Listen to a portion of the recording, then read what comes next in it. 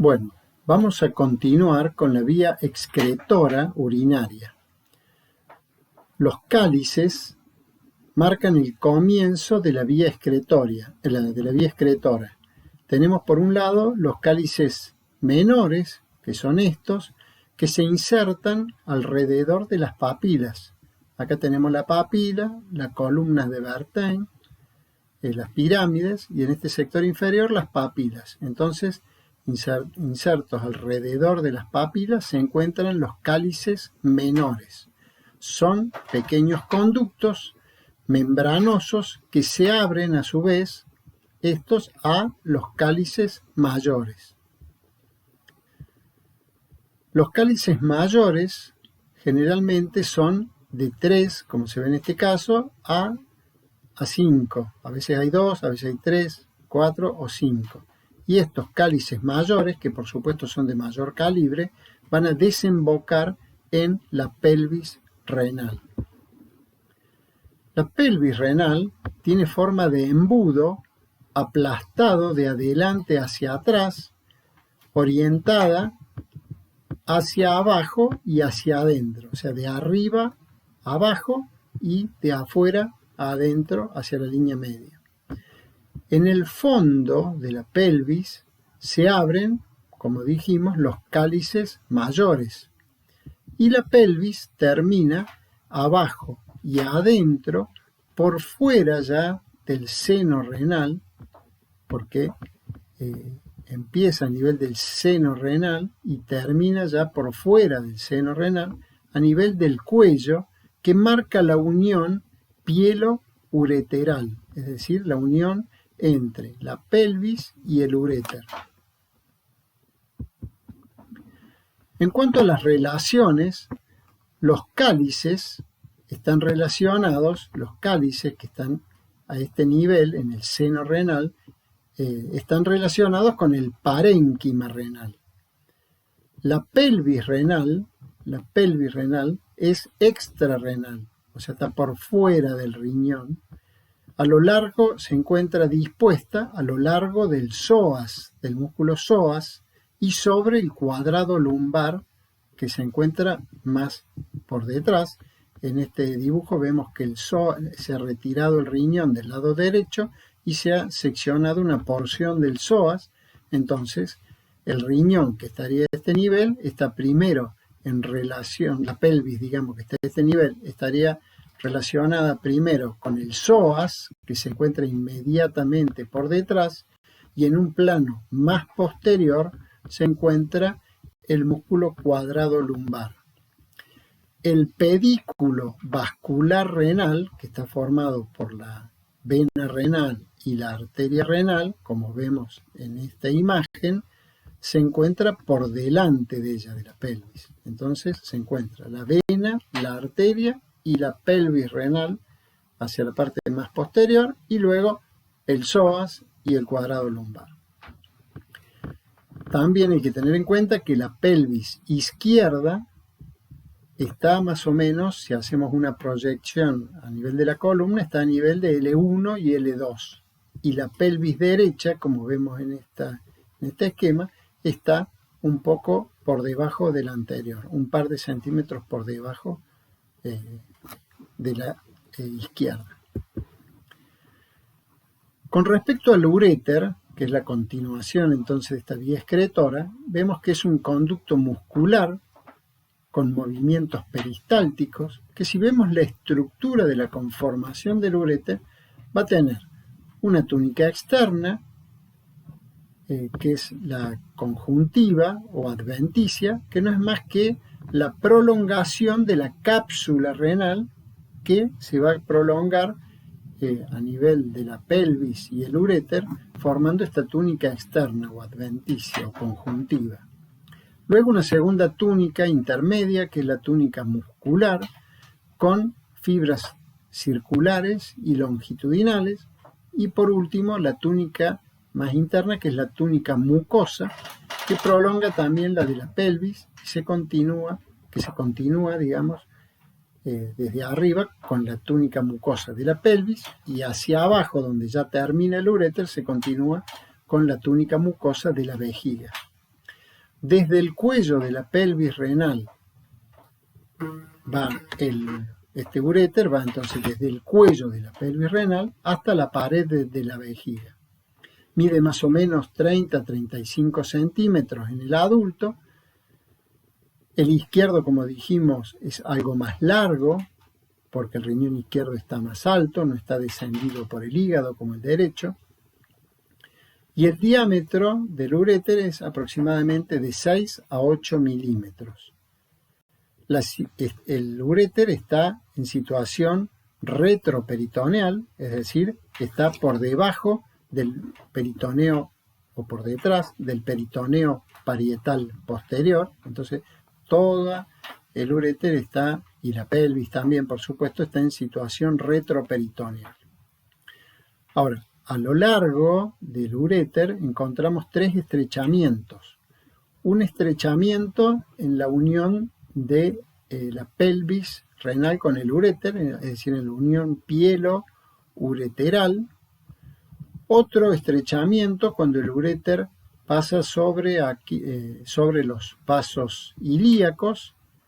Y un tercer estrechamiento cuando perfora la pared de la vejiga en su porción intramural vesical.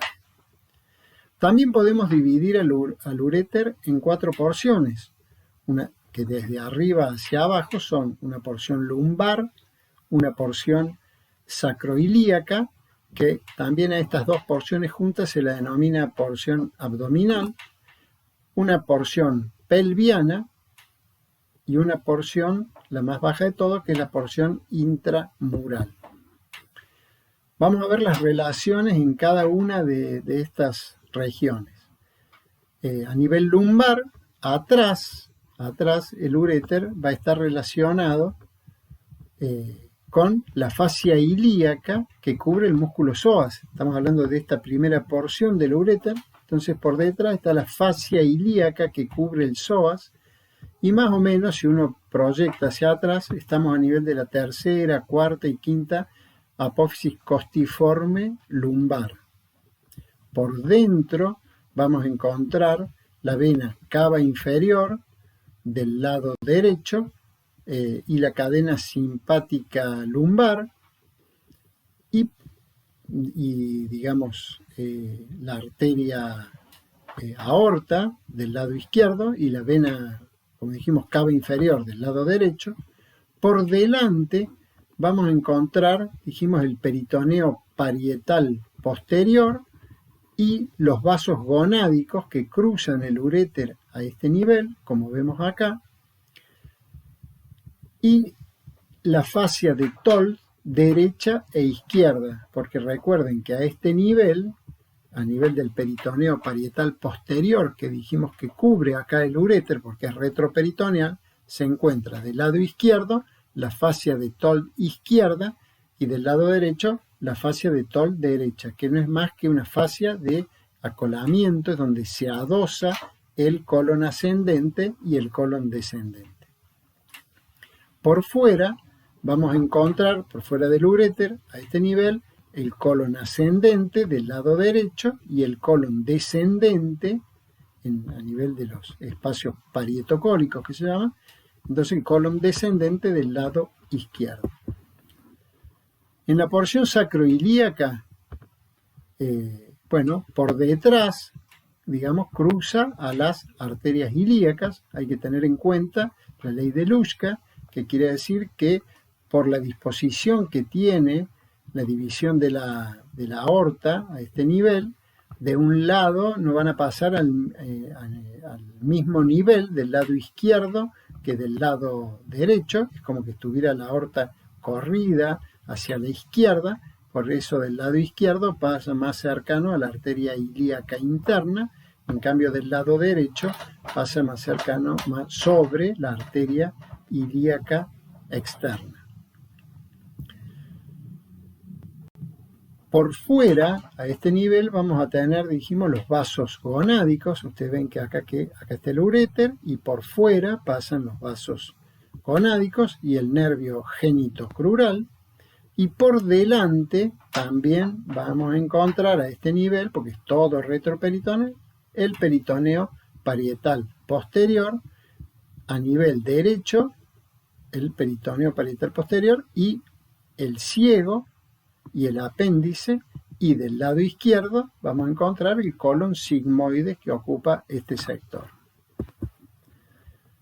Más hacia abajo, a nivel pelviano, es distinto en el hombre y en la mujer, porque la pelvis del hombre es distinta de la mujer. A nivel del hombre vamos a encontrar, dijimos, la vejiga, vemos acá en este sector, el recto en la parte posterior, y vemos cómo llegan a la vejiga los uréteres, entonces, por la cara lateral del recto, cruza el paquete vasculonervioso obturador a este nivel inferior, la arteria umbilical detrás y abajo del conducto deferente. Entonces vemos cómo acá está el uréter y pasa por detrás y por debajo del conducto deferente, que es este. En la mujer se puede dividir las relaciones pelvianas del uréter en las relaciones que están por detrás del ligamento ancho. Bueno, acá vamos a ver que tenemos, es una vista desde arriba, intraabdominal, viendo la pelvis. Acá está por detrás el recto, por delante el uréter. Este sería el lado derecho de la paciente. Se ha seccionado el ligamento ancho, que es un ligamento que, como ustedes saben, une el borde lateral del útero a la pared lateral de la pelvis. Entonces vemos que esta primera porción es una porción que está por detrás del ligamento ancho. Esta porción intermedia pasa justo por la base del ligamento ancho, es decir, por debajo del ligamento, y esta porción ya llegando a la vejiga, preligamentoso. Son retroligamentoso, infraligamento y preligamentoso. Y por último, la relación en la última porción, que es la intramural. Bueno, el uréter desemboca perforando a la pared de la vejiga en forma oblicua hacia abajo y hacia adentro, y en un poro acá que se llama meato ureteral. Por supuesto que hay uno derecho y uno izquierdo, como se ven acá, están separados más o menos 2 centímetros entre ellos, y juntamente con el orificio uretral, que está en la cara inferior, forman este triángulo que se llama triángulo de Lietov. En cuanto a la vascularización del uréter, vamos a ver que presenta arterias ureterales largas y arterias ureterales cortas, que van a depender de la arteria renal, de las arterias gonádicas y ramas de la arteria ilíaca interna. En cuanto a las venas, va a drenar a las venas también ilíacas internas hacia abajo y drenan hacia las venas renales en la parte superior del uréter. Los linfáticos del uréter van a desembocar en un grupo ganglionar superior, o sea, hay un grupo de linfáticos que va hacia la parte superior, a los ganglios renales, drename como ven acá, a los ganglios renales, un grupo medio que va a los ganglios aórticos inferiores, en este sector, y un grupo inferior que va a los ganglios ilíacos internos.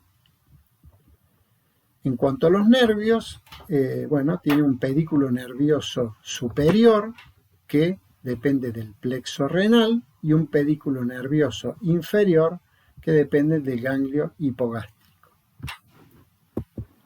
Bueno, muchísimas gracias.